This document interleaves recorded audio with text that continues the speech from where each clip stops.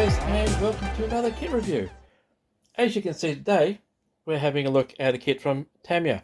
It's 1/35th scale, and it's Tamiya's British Special Air Service Jeep. Now, the kit number for this one is 35033. It came out in 1974. Also in 1974, it came out under kit number MM133, which is about the time that Tamiya was changing from the MM numbers for its vehicle kits to a normal 5-digit number. So that's why you'll get two references, but it is exactly the same kit. And even though this one is brand new, because I've just taken the wrapping off it, it is the 1974 kit.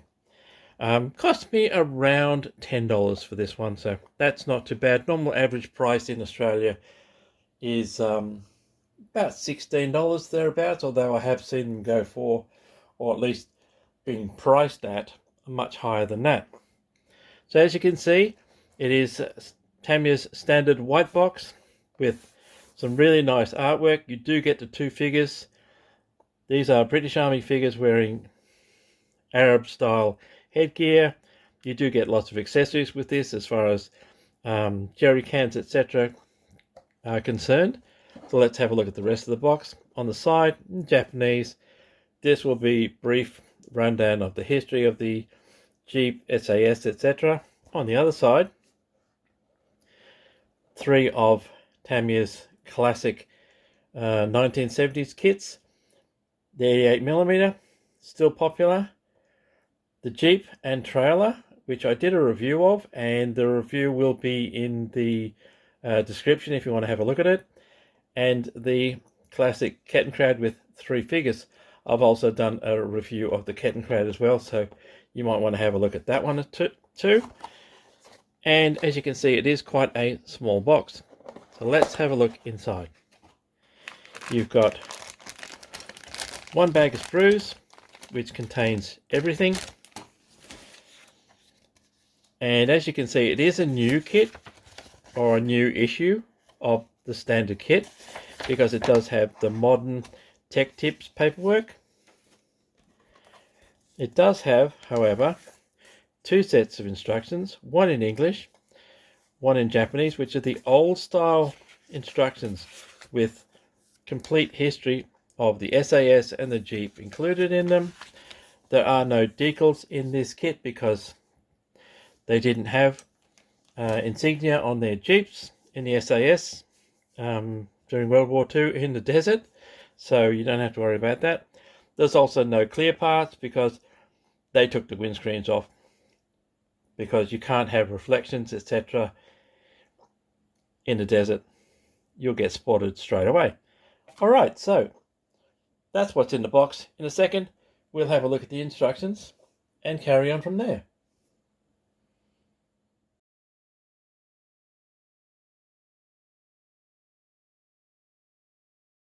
Right, so let's have a look at the instructions. And as I said before, this being older Tamiya instructions, you do have a full history of the Special Air Service operations, what they did in North Africa during World War II, as well as how they used their Jeeps to get around and how they fitted them out. Overleaf, you'll see you do get a choice here, and I'll actually bring it up. You can tell by these photos of the actual kit, but you do have a choice of a light equipment type they call it, which is fitted with twin Vickers machine guns, or the heavy, which is fitted with a 50 caliber heavy machine gun on the front. That's your choice, how you want to fit this particular vehicle out. Being old Tamiya instructions, you do actually get black and white photos of the actual vehicles, etc. that were in use. And first step is, of course, as you can see, putting the suspension on the chassis. Then we go on to building up the body, adding the spare tires, the sand channel, the normal tires underneath, your bits and pieces going on. It is a low detail, no engine kit. Okay, so this is your bonnet, of course. The front grille. So these are not clear headlight parts. They are actually parts from Sprue A. So you'll have to paint those. As you can see, the seat backs are going in. This is the painting for your figures. There are color call-outs throughout the kit. At this stage in the 70s, Tamiya hasn't yet released its full range of colors itself. So it will tell you what color to paint it, but it doesn't give you any Tamiya references.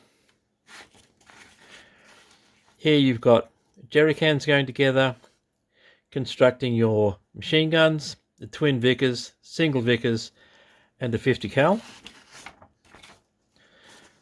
Here we are fitting them on. So you could make your choice as you go. You do get a lot of accessories to put on this kit, radios and all sorts of things. How you fit them on doesn't necessarily have to be as it shows you, because all of these Jeeps were fitted out by the crews themselves, how they wanted to fit them out. It was all personal choice. Here you've got painting, and it does tell you the painting. It does tell you the paints recommended, but definitely use your photo references, your online references to paint it any way you like. Well, not necessarily any way you like, but you know what I mean, guys. And that's pretty much it. So, as I said, there are no decals, so you don't have to worry about that. Painting's pretty basic. Overall, sand colored. And the sand color can be not necessarily a British sand color. British Army in North Africa at the time used whatever paints they could find, and that could be German or most likely Italian paints, which are a slightly lighter sand color than what we'd normally expect. And this back page here is just showing you all the different aspects of those different vehicles, the heavy, the light, and how you can fit them out. Down the bottom here, you'll see this is a row of SAS Jeeps. That is later Sir David Stirling. He's the gentleman who actually set up the Special Air Service in North Africa in July 1941. Alright, so that's the instructions. As I said, there are no decals, so in a second we'll have a look at the sprues.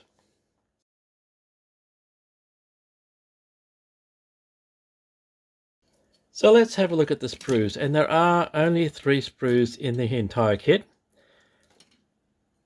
And we'll have a look at this one first. So as you can see, this is the main body of the Jeep. That's your sand channel. That is the front grille, and yes, they did cut it out like that to give it more cooling in the desert. Now, because this is an ongoing issue by Tamiya, they have actually removed where it says copyright 1974, but trust me, this is a 1974 mold, I guess you did. They have not upgraded it or changed it in any way since then. But the detail on this, even though it is an old molding, is really quite good. There is going to be a bit of cleanup needed around some of the parts, especially the smaller ones, because the mold lines are starting to show from the age. But apart from that, this is not a bad kit at all, and it is quite a nice little kit to put together. You could make this into a really nice little diorama. It won't take up much space on your shelf. So that is the main body of the Jeep.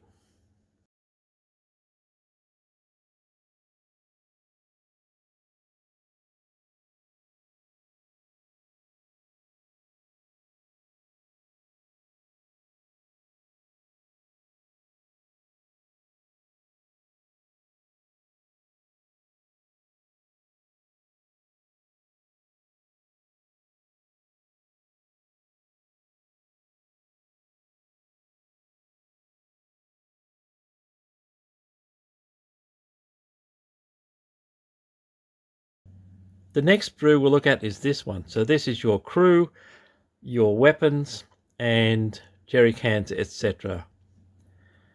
So let's have a look at the crew first. So both of these figures unfortunately have, not sure if you can see it quite well, holes where the eyes are. And as you can tell, they are quite soft in the detail. And you may want to replace these with, I believe, ICM and possibly even Masterbox have some figures that you could replace these with. There is a bit of cleanup along the mold lines, nothing unusual about that. But yeah, the figures themselves, the eyes especially, are very sunken. So yeah, you may want to replace those. These are a variety of ammunition boxes, crates, etc. that you get to throw in the back. I'll turn it around actually. There's a Bren gun. You can see on here the mount does have a fair bit of flash to clean up. That's your 50 cal. It's okay, but if you've got one of the later kits, accessory kits from Masterbox, ICM, or whoever, even Dragon, whatever, you might want to replace that 50 cal. And yes, it does has an MP40 captured German weapon in this kit as well. There's your canvases, and you can see how much flash is going to be needed to clean up around the mold lines. So it is starting to show its age. More ammunition cans. Yes, you do get a Tommy gun, water bottles, and various knapsacks. So that's the second sprue from this kit.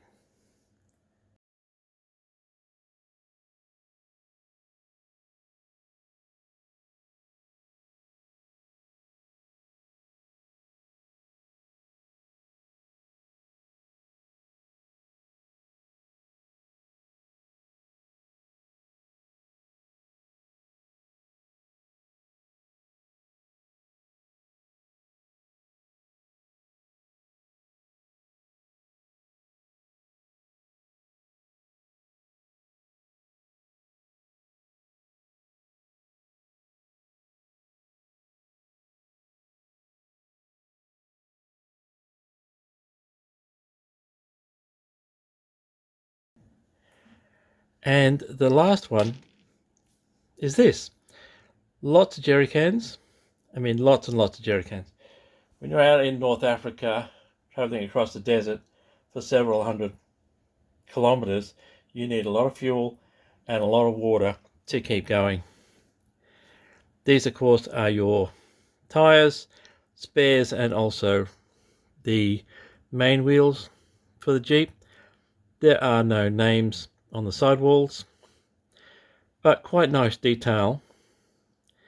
Bit soft, but remember it's a 74 kit, so still quite nice.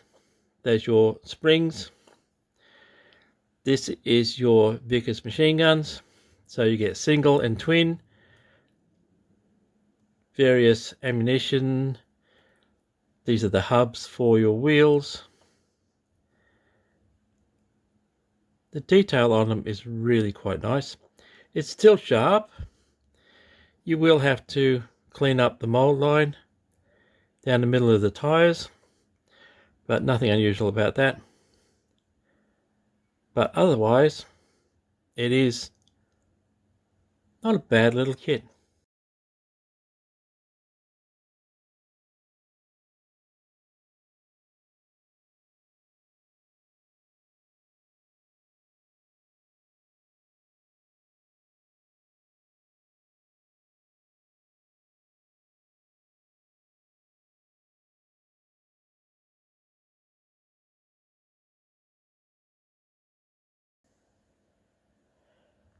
And that brings us to the end of this review.